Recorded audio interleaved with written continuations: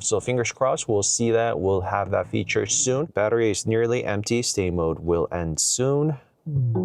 Just like so. Welcome to CarSceneKorea. I introduce newly released Genesis, Hyundai, and Kia cars. Today's video is my exhaustive review on 2026 Hyundai all-new Palisade Hybrid HTRAC. And HTRAC is an all-wheel drive for Hyundai cars. And that's such a long name, isn't it?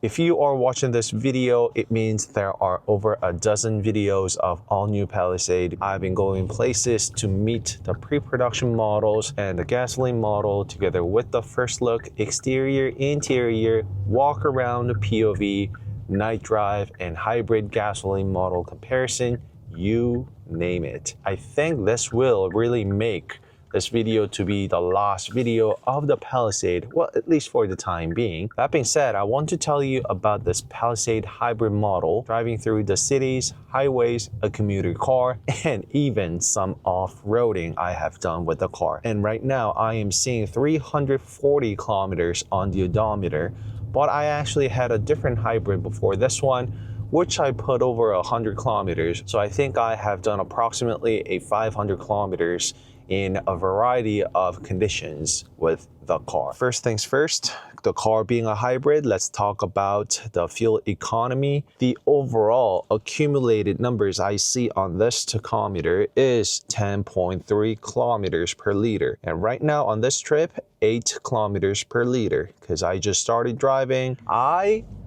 almost never ever get the suggested fuel economy from the manufacturer. There has only been about 2 cars that I have done so, and that was strictly because I was driving under a very fuel efficiency friendly way, and this Palisade Hybrid, of course, as you can see, was not such case, because the suggested fuel economy on this Palisade Hybrid is 14.1 kilometers per liter mixed.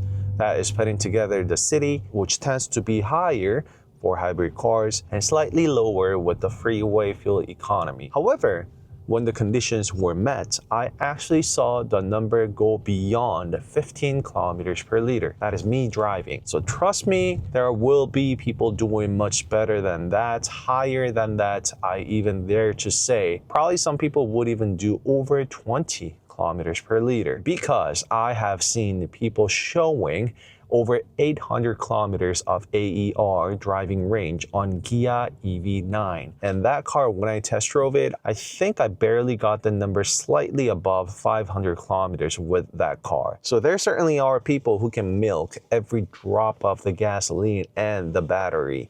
But that's not me.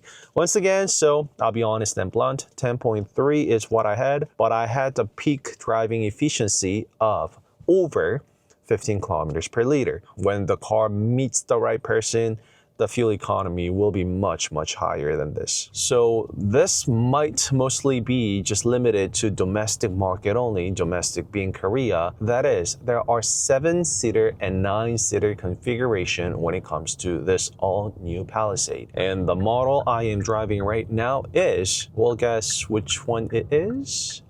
And the easiest way for you to tell is looking at the second row seat. If the second row seat comes with the bench seat, which this car is, it's a 9-seater, meaning having 3 plus 3 plus 3 configuration, while the 7-seater configuration comes with 2 plus 2 plus 3, making the second row seats to have captain seats only. And the captain seats, you can include the full massage seat, and that is something that I did pre-order and sign up for myself. So if you know, you know, I did order all new Palisade Hybrid HTRAC 7-seater fully loaded. That's including all the Hyundai genuine accessories inside out. And speaking of which, it's the same interior color that I got as my car, which is the navy beige two-tone interior. And it's the first time Palisade, or I should say Hyundai, got this bright two-tone interior color. That was pretty much reserved for Genesis only thus far. And on top of that, there's also another tech that Palisade got for the first time from Hyundai, and that is the Preview ECS, Preview Electronically Controlled Suspension. And that was reserved for Genesis only up until now. Come this all-new Palisade, it is now offered as an option. And I strongly recommend that you include it whichever the trim you get. I mean, I even would recommend that you up the trim if you cannot include that previous suspension in lower trims, because it is just a completely different car when you have the Preview ECS versus not. And I'm not just talking about the way it handles or rides. The ride with gasoline model was just beautiful thanks to the Preview ECS. However, come this hybrid model, there is the first hybrid tech introduced to this hybrid model, which is called TMED. TMED. It is the next generation hybrid tech that is first introduced on this Hyundai Palisade, and that is from the entire Hyundai Motor Group, just so you know. What it is and what it does, I do have a whole video dedicated for that coming up soon, so meet me over there for details and numbers if you're interested. But simply put, with the TMED, they have implemented the motor without using the belt. So there is less physical friction, which gets converted into less energy efficiency and slower response. All that is gone with this TMED, which gets converted into the exact opposite of what I just told you, more responsive and less friction and resistance. So there is all sorts of motors associated with the hybrid tech, starting from the P0 all the way to P1, 2, 3. Once again, there are too many numbers and techs associated with it, so please meet me in that video for details. This is something that I've been praising on and on about whenever I review and test drive a Hyundai Motor Group hybrid cars, is that it's not just about fuel economy when it comes to the hybrid cars nowadays, because there's also technology called e-motion, e-ride, e-DTVC, and it's got all the E in front of it because it's hybrid exclusive tech, which of course contributes to higher battery efficiency, driving range, but it's really about the ride and handling. And I'm not just saying that it provides a better ride and handling. I mean, that's a default, but what I am saying here is utilizing the hybrid specific tech, it will help you prevent from the understeer and oversteer, i.e., the car will also help and aid you with better control in pretty much all sorts of driving conditions. How is that possible? Look for eDTVC, and come this TMED, the car also now controls the pitching even more. It sends out the counter force on the rear. Therefore, it is canceling out the residual shocks after it goes over the bump. So originally, Hyundai Palisade detected the speed bump in front of it, and how does it do it? It utilizes the onboard navigation and also cameras and sensors that the car has, but it was mostly dependent on the navigation system. It will ready the car when the car goes over the speed bump. Using the force to cancel out the upwards movement, the car would provide the better ride, but it was only on the front part up until now. However, come this TMED, the latest hybrid technology, the car will also utilize the system to help with the rear part as well. The hybrid motor now will also use the lateral movement to cancel out the unwanted pitching movement, so which is going up and down. So this is the pitching, this is lateral movement, this is the roll. And moving on to the next one for the first time on this hybrid is the stay mode. You can utilize the battery inside this hybrid and run it as like an EV, if you will. So have the car completely shut off and just run the car using the battery and battery only. And I thought it was just a bit of a gimmick, but throughout the course of that 400 kilometers I've been putting on the car, I actually found myself using this feature a lot.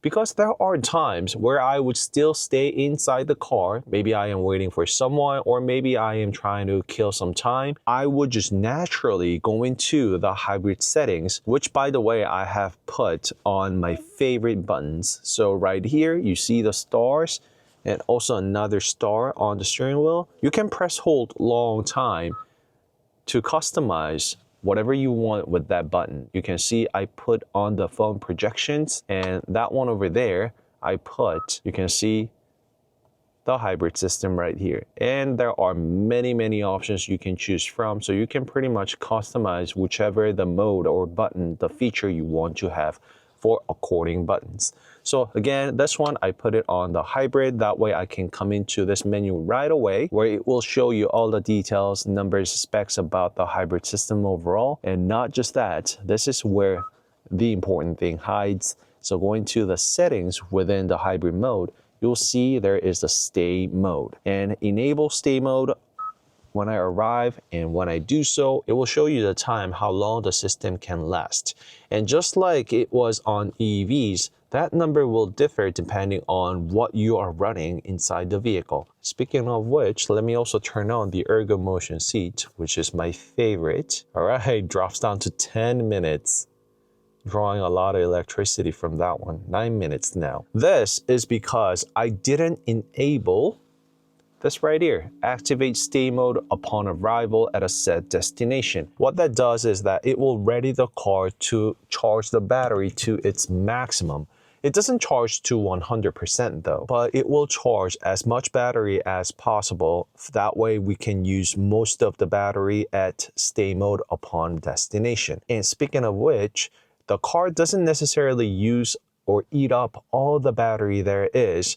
I think it is to protect the battery itself. I mean, if you look up lithium battery, there is that sweet spot for the battery. You don't want to overcharge it. You don't want to drain it too much for the lifespan of the battery, for the battery health, if you will. So I found out that it will keep 25%. It wouldn't go lower than that. Once again, if you think this is just a gimmick and that is too short of time, I saw the number go 25 minutes and 30 minutes. First, it is not, because you can charge your electronic devices inside the car. You can run the massage seat. You can run the ergo motion seat as you saw.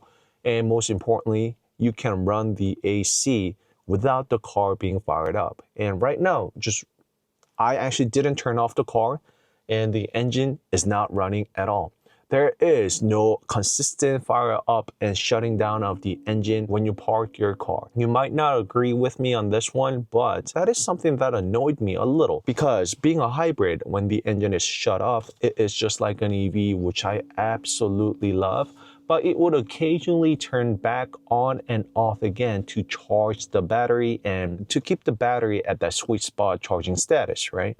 Again, when you enable the stay mode, there is none of that. You don't see the car being fired up. So speaking of the electronic devices I told you about, the car comes with 100 watts on each and all of the rows found inside. First row, 2 of them, 100 watts. And also that is for the data connection to your Android Auto and Apple CarPlay that I've been using, and 1 on each side of the seat. So there are 2 on the second row seat as well. The third row also has 100 watt C-type charging port on each side, making it 6 outlets total that supports up to 100 watts. But the kicker here is that you have to use the original authentic cable from Hyundai, and it has a bit of thicker cable as you can see, and I believe it is inside this cable that will communicate with your electronic devices to get that 100 watts output or not. But I did use my cable to see the readings, and I saw the number go up to about 60 watts charging the MacBook no problem. Again, 100 watts is insane amount of output. You can pretty much use and charge all of electronic devices that you would use inside a car no problem.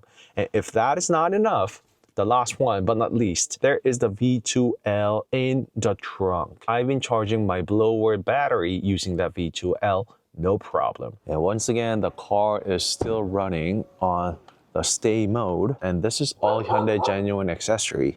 The Palisade, as you can see, you can control everything from the third row seat. Once again, if you want some good look of this car, I have in-depth review inside out of the car. So meet me over there, and it just blends into the city beautifully, doesn't it? Look at that. And I think this truly is the beauty about the stay mode. I mean, again, I have the electricity inside the car running. I can run whatever I want. I'm still running the heated seats and heated steering wheel, but the car is all quiet, just like so. And trust me, I've been using this mode a lot upon my destination. It kind of became my habit. I have a lot of electronic devices to charge wherever I go. So that is one of the reasons why I really truly enjoyed EVs, because I can still charge the car at my destination. I simply don't turn off the car, I just plug it into the cables, but that is something that I couldn't do with ICE cars. You get the wide panoramic sunroofs on the second row seat, and if you go with the 7-seater, which I think will mostly be offered in markets outside of Korea, I think it is only Korea and very handful of markets where you will get the 9-seater. So when you arrive, I would just simply jump into the second row seat, put my butt in the captain's seats, and just enjoy this relaxing moment. Run the massage seats even, just like so. All right, so beautiful, amazing ride. Let's actually head back home, see if there is anything else that I would like to cover with you. When you want to get out and start driving, I mean, yep, I've seen that yesterday, and that will turn it into the dash, and it will actually just shut off. Let me do that, try to drain the battery even more, run the AC. It will just quit from stay mode. Battery is nearly empty. Stay mode will end soon. Just like so. And I needed that anyway because I need to turn off the car and fire up again in order to run the car again, just like so. So I see the battery is slightly over 25%, but that is the battery already being charged after I started moving the car. The battery actually does go up and down really fast because we don't get the largest battery in hybrid cars, right? Like I told you, it actually saves about 25% of the battery. And right now it's already charged about 50%. And if you think Palisade Hybrid is only capable of going slow, going gentle through the cities, well, let me show you this clip right now.